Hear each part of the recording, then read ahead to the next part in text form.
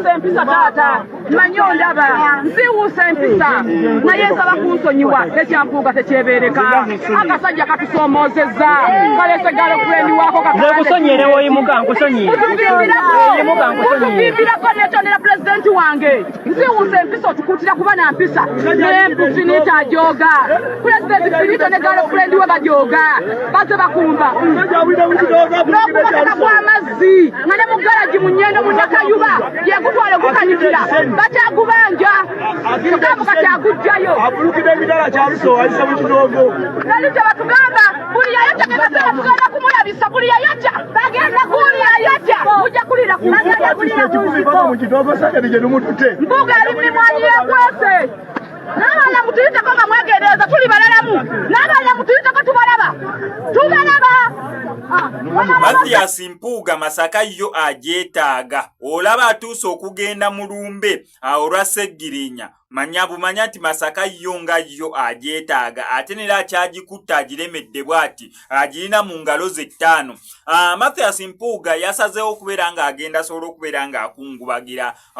oba abeereyo mu lumbe olwa Sseggirinya kubanga Mathias Mpuuga tukigaane tukyagale ali mu kibiina kya National Unity Platform tavangayo kwatuukiriza oba kwogera mbu bannange siri mu kibiina kya National Unity Platform oba nakivuddemu oba bangobye oba statement yonna ekwasaganya ku nsonga efaanaganako bwetyo. So tukitwala mbu akyali mu National Unity Platform nera ono abeera munneewo abeera muganda we mu kibiina mu kubeera nga agenze eyo. However, ensasa gebadde y'amaanyi actually kankutereko ensasa gebaddewo eya Mathias Mpuuga nkutereko n'omukulu Pastor Rosias Bujingo byali ayogeddeko ku nsonga za Sseggirinya ng'abuuzaawo Sseggirinya abeeredde omulwadde nti bannange akyabawa update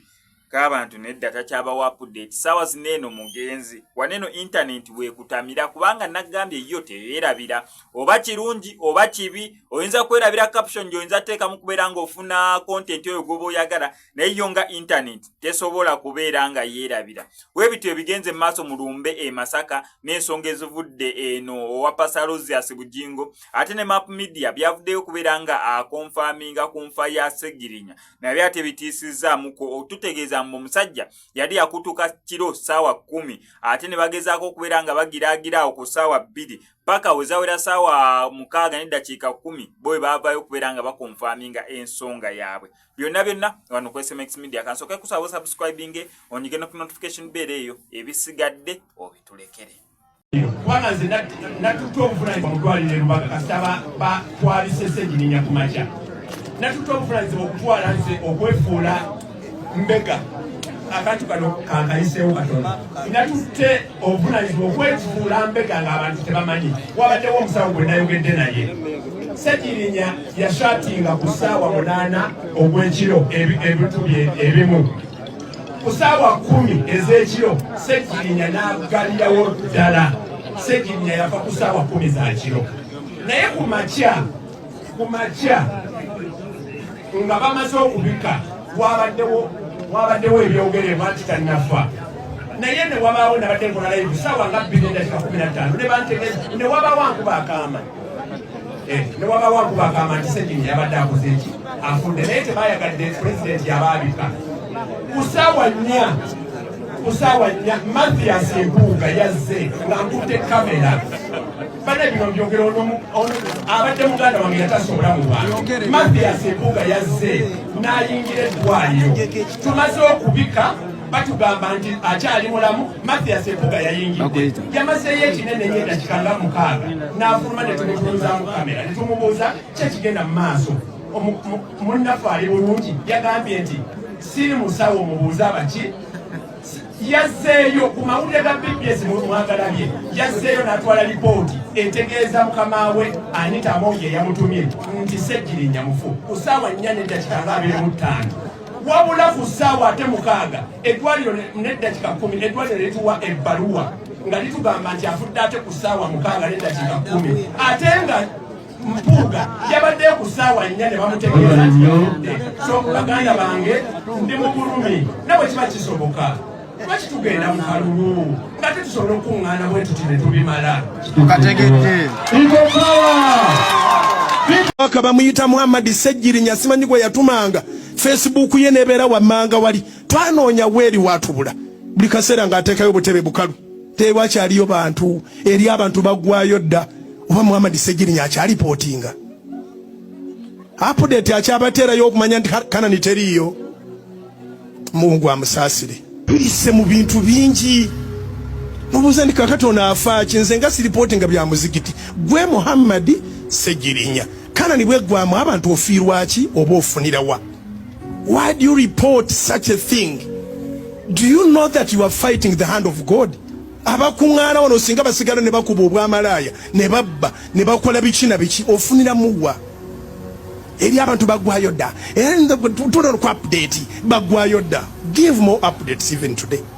Bambasa mukyuseemu kuba Fangoni ejja ekyo mukitegeere bulungi nti Fangoni egenda kuziika erirwedde beetegese okuziika kakati bw'oba wulira nga oli mu kasisi w'akacupa engato baazisibye obugwa kitegedde kintu ekyo.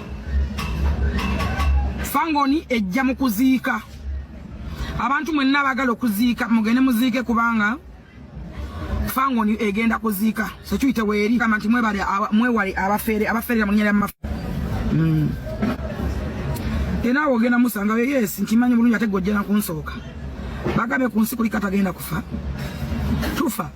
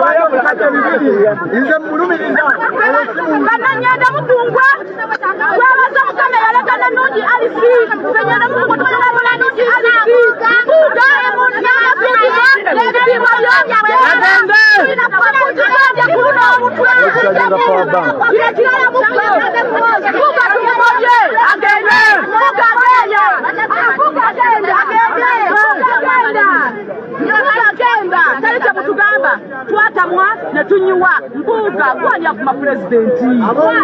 gwani presidenti bamuvuma kujaho wanonya kukulwa mirembe presidenti mukama akatwetonda maaso